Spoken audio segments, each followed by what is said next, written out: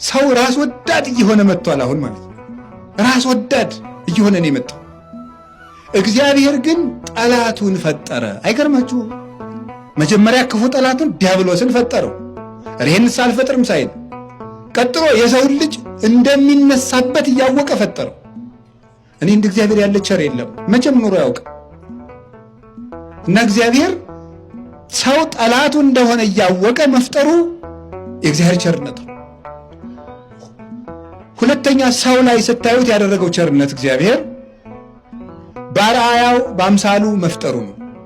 ይሄ ትልቅ ሀብት ነው። የእግዚአብሔር ቤተሰቦች አሁን እኛ እንዳውቀው ሀብት ነው። ለምሳሌ ከበሬ፣ ከአንበሳ፣ ከጅብ፣ ከአውሬ፣ ከእንስሳት ከሰው ማን ያስባል? አንድ የሁላችሁ እስኪ በሉ ንገሩኝ እንጂ ሰው።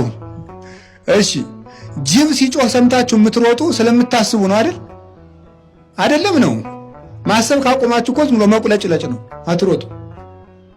እሳት እየነደደ ስታዩት የማትገቡ ምን ሆናችሁ ነው? ስለምታስቡ ነው። መኪና እንዳይገጫችሁ ጠብቃችሁ የምታቋርጡት ስለምንድን ነው? ስለምታስቡ ነው። ይሄ ታዲያ ሀብት አይደለም? ማሰብ ሀብት አይደለም? ጭንቅላት ሀብት አይደለም? ለብልጠት ባንጠቀምበት ሀብት ነው።